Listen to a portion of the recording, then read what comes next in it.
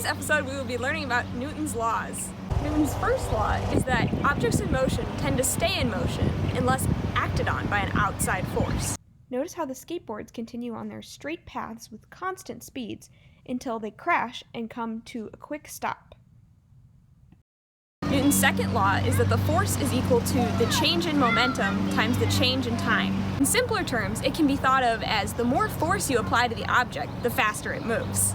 On Rebecca's first push, she uses a small amount of force, so the skateboard moves at a slow speed, a short distance. The second push, Rebecca uses a larger amount of force, so she moves at a greater speed, a longer distance. The equation that describes this law is force equals mass times acceleration. Newton's third law is that for every action, there's an equal and opposite reaction. Notice how when Rebecca takes the action of falling forward, she pushes the skateboard back in the opposite direction. So for today's activity, we're going to be making roller coasters out of tubing material and tennis balls to display Newton's laws. You're going to need paper towel tubes or other tubing, tennis balls, tape, scissors, and a parent supervisor.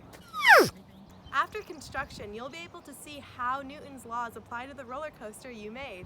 To demonstrate this activity, we made our own giant tennis ball roller coaster on the side of a house. But if you'd like to do this activity inside, you can do it just as easily with paper towel tubes and marbles.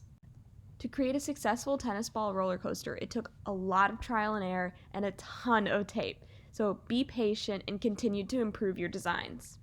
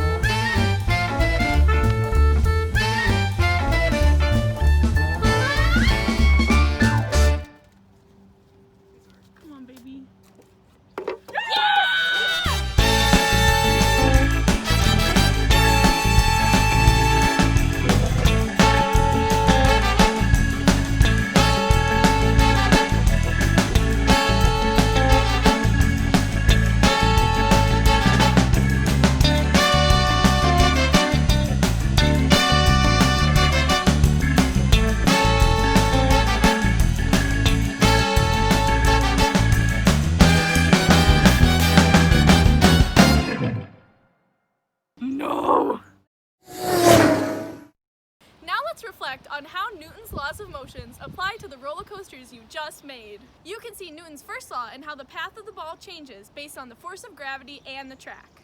You can see Newton's second law in how if you apply more force to the ball at the beginning, it will move faster down the tracks. In Newton's third law, the action is me pushing the ball down the track, and even though you can't see it, the ball pushes me back in an equal and opposite reaction. Now take the time to reflect on your designs. What worked well for you? What didn't? Why?